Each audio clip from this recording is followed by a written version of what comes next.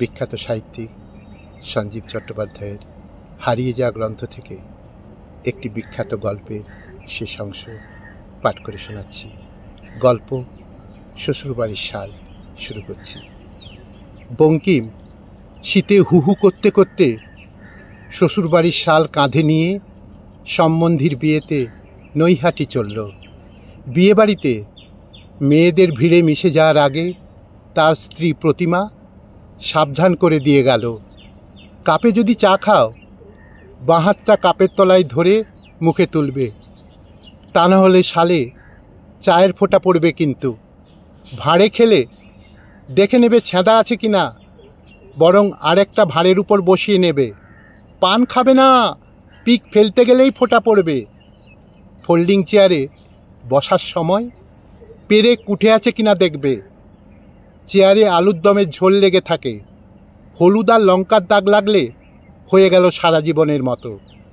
তুমি তো আবার চোখে কম দেখো, প্যান্ডেলের বাসে হেলান দিও না। তুমি তো আবার সোজা হয়ে দাঁড়াতে পারো না, সবসময় ত্রিভঙ্গ মুরারি। যদি গোলাপের বুকে দিতে আসে নেবে না, কাঁটা আর লাল রং দুই আছে। তোমার মতো বেহুশ লোককে আর কত সাবধান করব বলো। সব সময় নজর রাখবে পেছন থেকে কেউ যেন হাত না মুছে দিয়ে যায়।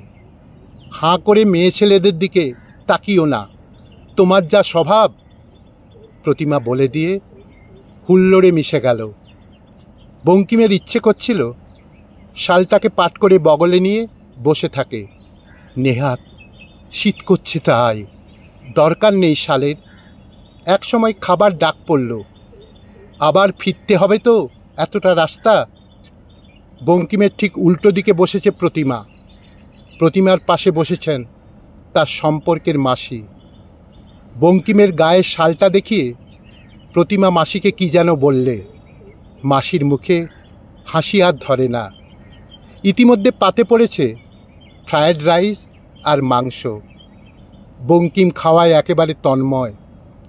হঠাৎ সাবধান বাণী প্রতিমার গলা, সামলে সামলে।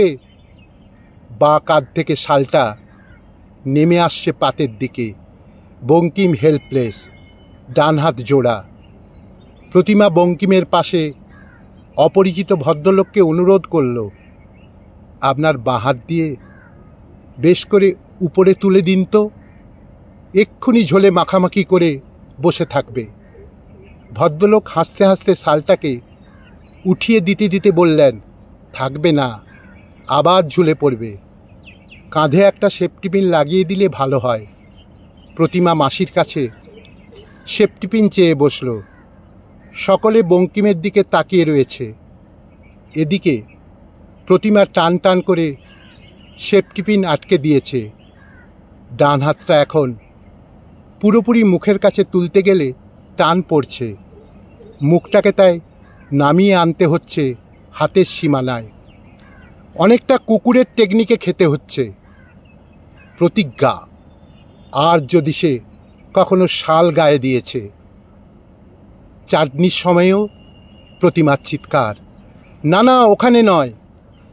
বঙ্কিমের বরাতে চাটনি জুটল না।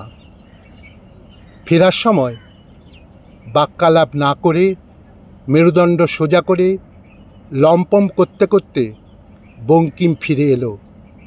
শালটা মুড়ি দেবারও উপায় নেই, মাথার তেল লেগে যাবে।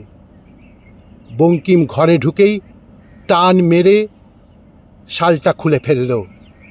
তারপর শ্রীরামকৃষ্ণের মতো শালটাকে মাটিতে ফেলে দুপায়ে ঠাসতে লাগলো আর বলতে লাগলো, শালা শালা শালের নিকুচি করেছে। দরজার মুখে দাঁড়িয়ে প্রতিমা বলছে, এ কি পাগল হয়ে গেলে নাকি? বঙ্কিম জানে পাগল নয়, সে এতক্ষণে সুস্থ হতে চলেছে। বঙ্কিম জানে পাগল নয়, সে এতক্ষণে সুস্থ হতে চলেছে।